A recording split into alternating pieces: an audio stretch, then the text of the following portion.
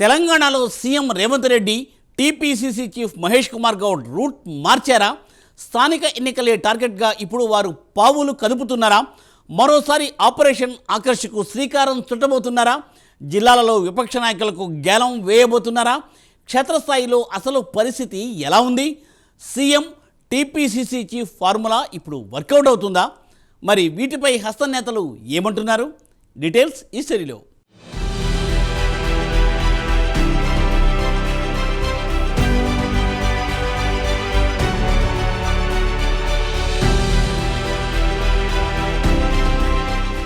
క్షేత్రస్థాయిలో కాంగ్రెస్ ను మరింత బలోపేతం చేసేందుకు Telangana CM Revanth Reddy PCC chief Mahesh Kumar Goud స్కెచ్లు వేస్తున్నారు. స్థానిక సంస్థలను క్లీన్ స్వీప్ చేయడమే లక్ష్యంగా ముందుకు వెళుతున్నారు. ఆ దిశగా పావులు కదుపుతున్నారు. త్వరలో తెలంగాణలో పంచాయతీ ఎన్నికలు జరగబోతున్నాయి. వీలైనంత త్వరగా ఎలక్షన్స్ నిర్వహించాలని రేవంత్ సర్కార్ భావిస్తోంది. వచ్చే ఏడాది ఎన్నికలు చేపట్టాలని నిర్ణయించినట్లు తెలుస్తోంది. ఎన్నికలలోపే జిల్లాలో కాంగ్రెస్ ను స్ట్రాంగ్ చేయాలని సీఎం రేవంత్ రెడ్డి యోచిస్తున్నారు. ఈ క్రమంలోనే ఆపరేషన్ ఆకర్ష్కు శ్రీకారం చుట్టినట్లు తెలుస్తోంది. ఉత్తర దక్షిణ తెలంగాణలో ప్రతిపక్ష పార్టీలోని ద్వితీయ తృతీయ శ్రేణి నాయకులకు గాలం వేస్తున్నట్లు తెలుస్తోంది. బీఆర్ఎస్ బీజేపీ నేతలను పార్టీలో చేరేలా చూడాలని కాంగ్రెస్ నేతలకు రేవంత్ రెడ్డి మహేష్ కుమార్ గౌడ్ ఆదేశాలు జారీ చేశారట. పార్టీలో చేరితే కీలక పదవులు ఇస్తామని అంటున్నారు. క్షేత్రస్థాయిలో పదవులతో పాటు పనులు జరిగేలా చూస్తామని హస్తం నేతలు హామీ ఇస్తున్నారని తెలుస్తోంది. దీంతో బీఆర్ఎస్ బీజేపీ నేతలు కాంగ్రెస్లోకి వచ్చేందుకు ఆసక్తి చూపుతున్నారట.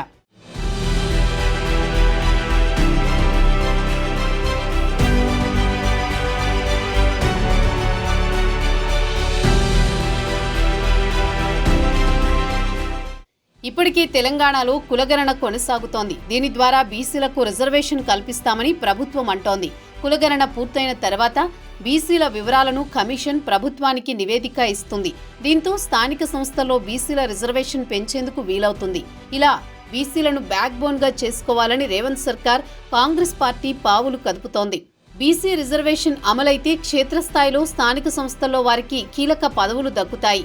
ఆ అస్త్రాన్ని ఉపయోగించి విపక్ష పార్టీ నేతలను లాగేందుకు ప్రయత్నిస్తున్నారు కాంగ్రెస్ నేతలు. ఇప్పటి నుంచే పదవులను పంచేందుకు సిద్ధమవుతున్నట్లు తెలుస్తోంది. తెలంగాణ ఏర్పడ్డాక రాష్ట్ర రాజకీయాలు అనేక మలుపులు తిరిగాయి. వరుసగా 2 సార్లు బీఆర్ఎస్ విజయం సాధిస్తే కాంగ్రెస్ 2 సార్లు చతికిలబడింది.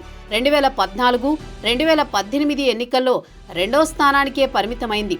2014 ఎన్నికల్లో కేవలం 21 స్థానాలకే పరిమితమైంది. 2018లోనూ మరోసారి ఆ పార్టీ నిరాశపరిచింది. కేవలం 19 స్థానాలే దక్కించుకోగలిగింది.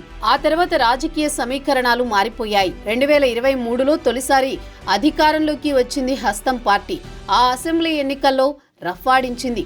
64 స్థానాల్లో గ్రాండ్ విక్టరీతో ప్రభుత్వాన్ని ఏర్పాటు చేసింది. ఆ తర్వాత సికింద్రాబాద్ కంటోన్మెంట్ ఉప ఎన్నికల్లోనూ హస్తం పార్టీ విజయం సాధించింది.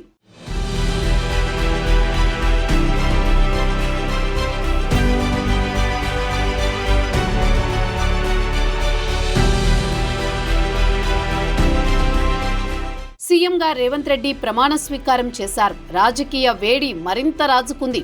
బీఆర్ఎస్ ఎమ్మెల్యేలను కాంగ్రెస్ లో చేర్చుకుంటూ వెళ్తున్నారు. 2014, 2018లో ఎమ్మెల్యేల జంపింగులు ఎలా కొనసాగాయో ఈసారి కూడా అలాంటి వాతావరణం కనిపిస్తోంది. దాదాపు 10 మంది బీఆర్ఎస్ ఎమ్మెల్యేలు కాంగ్రెస్ గూటికి చేరిపోయారు.